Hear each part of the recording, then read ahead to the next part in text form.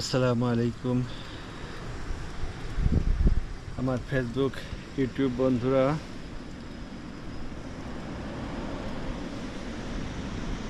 দেখেন কি অবস্থাটা হয়েছে। একেবারে স্নোয় ভর্তি হয়ে গিয়েছে। হ্যাঁ, ও আবার এই যে বাতাস হচ্ছে, ধুলার মতো বাতাস উঠে বেড়াচ্ছে।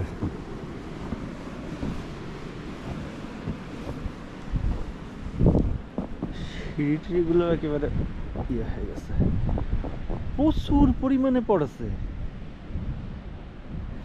আসলে গাড়ির চাবি আনিনি।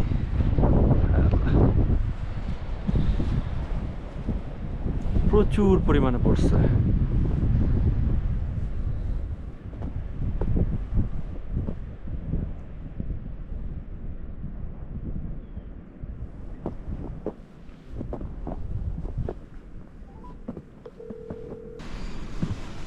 এমন পরিমাণ স্নো যে বাসার থেকে বেরোনাই মুশকিল।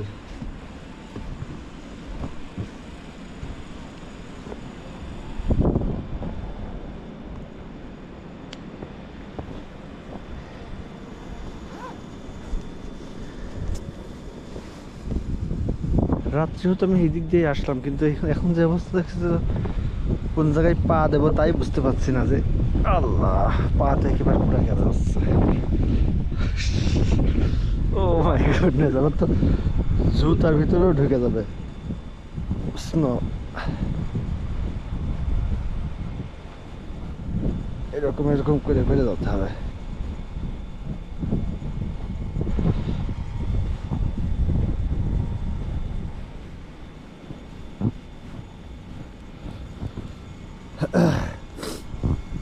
আমরা ছোটবেলায় ওই যে আমাদের রাস্তায় যখন কাদা হতো, জায়গায় জায়গায় আমরা ইট দিতাম। ইট দিয়ে দিয়ে একটু উঁচু করে নিয়ে তারপরে আমরা হাঁটাচলা করতাম। আবার এখন এই জায়গা ইট তো দেওয়া লাগছে না, এই জায়গায় একটু জায়গা করে নেওয়া লাগছে। জায়গা করে নিয়ে আমরা আগাতে আগাতে হচ্ছে।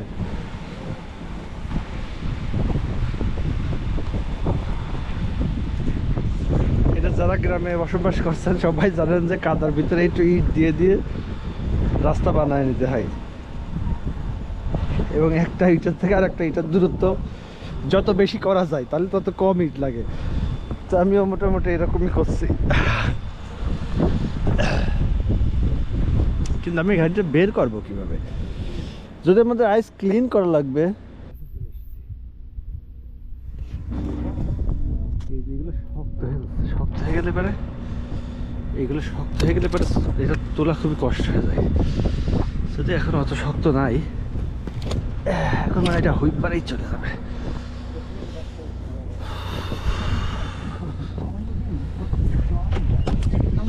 Coach ever win? We're all gonna fight. It's the battle.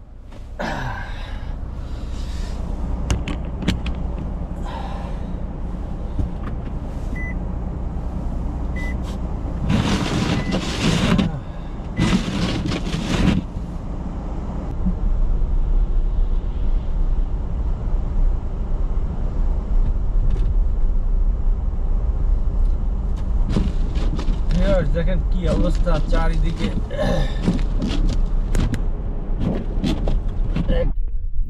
খুবই ভয়ানক অবস্থা।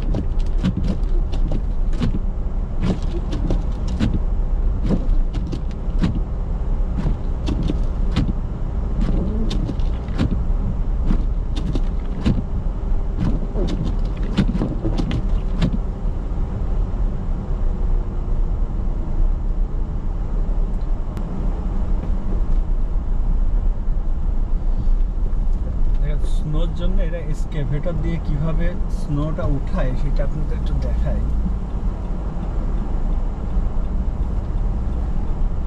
এই যে এখানে যে স্নোর স্তূপটা করেছে, এই যে এই বড় বড় এক্সকেভেটর যেগুলা দিয়ে যে ইয়ে করে আর কি, এইগুলা কত বড় গাড়ি আছে। এই গাড়ি দিয়ে হচ্ছে এই স্নোগুলোকে এখানে ক্লিন করা হয়।